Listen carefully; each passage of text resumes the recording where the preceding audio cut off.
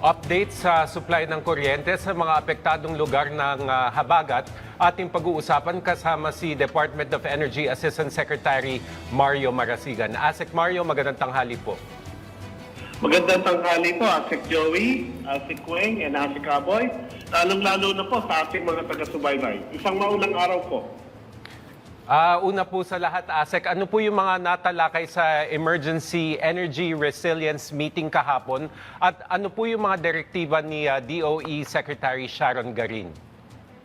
Ay maraming salamat po doon sa katanungan. Tama po kayo, kahapon po ay nagpatawag ng emergency meeting ng ating Task Force on Energy Resiliency kung saan po nanawagan po ang ating mahal na Secretary Sharon Garin upang maging aktibo po ang lahat ng stakeholders natin. Kasama po doon sa mga nabanggit natin na bibigyan dapat ng pangunahing pansin ay ang mga hospital at mga evacuation centers. Kung saan po, nakakuha po tayo ng informasyon sa ating mga Department of Health na meron po palang mga hospital na prone po sa floodings. Kung kaya't ito po ay pina-inspection upang maging handa pa kung ano yung magiging kailangan nating katugunan kaagad.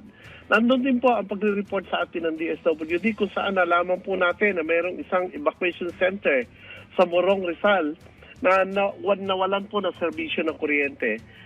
Inatasan po ng ating mahal na sekretarya na magbigay po ng pansamantalang supply ng kuryente doon kung saan ang ating pong Meralco ay magbibigay po o ay maglalatag po muna ng temporary genset para po mailawan at mabigyan ng kuryente ang ganito pong mga lugar, lalong-lalo na nga po itong na-verify natin na walang kuryente na evacuation center. Patuloy po ang ating... Yes po? Go ahead, sir. So patuloy po yung ating pagmumonitor ng sitwasyon at kalagayan ng supply ng kuryente kung saan nadagdagan po yung ating mga customer na nawalan serbisyo ng kuryente dahil po sa patuloy na pag-ulan at pagbaha. Kung saan po sa ating pong report ng ating National Electrification Administration, meron po tayong 6 na mga partial power interruption sa Cordillera Administrative Region, sa Ilocos Region, sa Central Luzon at sa Calabar Zone. Meron po tayong 6 na electric cooperative na pansamantalang kulang po yung pagbibigay ng kuryente dahil nga po may mga linya ng kuryente na hindi pwedeng i-energize dahil na rin po sa pag-ulan at pagbaha. Ito po ay merong mahigit na 13,000 customers ang nawalan po ng connection at ito naman po ay sinasaayos sa ngayon. Dito po sa kalakihan ng franchise area ng Meralco, mahigit pa pong 10,000 mga customers natin ang patuloy na walang serbisyo ng kuryente dahil na rin po sa kalakihan ng mga pagbaha. Dito po ay nakakita tayo na ang pinakamalaki pong apektadong lugar ay ang Cavite area kung saan meron pong halos 10,000 customers ang wala pong kuryente. Sa Bulacan po, almost 250 ang wala pong serbisyo ng kuryente.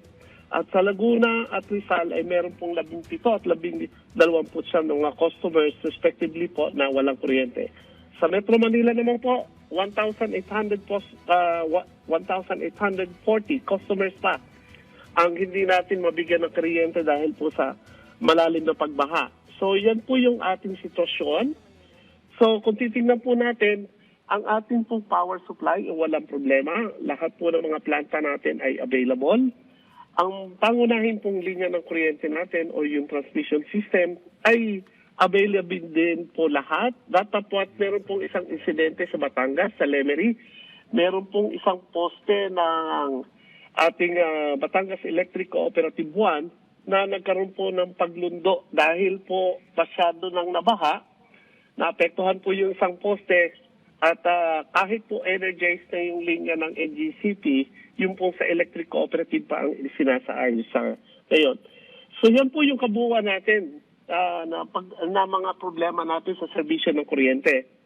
Dapat po sa isang bahagi po, tayo naman po ay tinitingnan din natin yung sa downstream oil industry, lalo na yung ating supply ng petrolyo at saka supply po ng LPG, kung saan meron po tayong na-monitor na mga gasoline station na nagsarado dahil na rin po sa pagbaha. Ito po ay nasa National Capital Region, Region 1, 2, 3, and 4A. At binantayan na rin po natin yung mga lugar na nagdeklara ng state of calamity dahil alam naman po natin kapag ang isang lugar po ay nagkaroon ng deklarasyon ng state of calamity, dapat po yung pong magkakaroon po tayo ng price freeze. Hindi po pwedeng itaas ang presyo ng LPG, lalong-lalo na sa household, sa loob po ng 15 araw. So yan po yung kabuuan ng mga pagmomonitor, pagtugay po natin sa mga nararanasan natin dahil na rin po sa masidhing pagulan na dala ng kabagat. Salamat po. Okay. ASEC, ano po yung direktiba ng DOE sa mga power generation at transmission companies kaugnay naman ng paghahanda at pagtugon sa epekto ng masamang panahon? Again, tama po. Marami po salamat, ASEC Weng.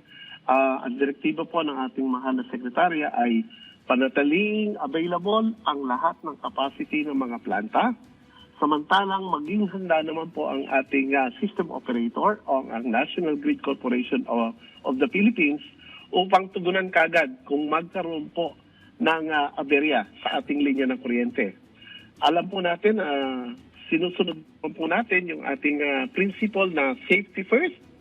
Kaya dapat lang po nakabantay tayo at yung ating pong resiliency program as well as contingencies ay available para po sa kagiat na pagresolba ng mga problema.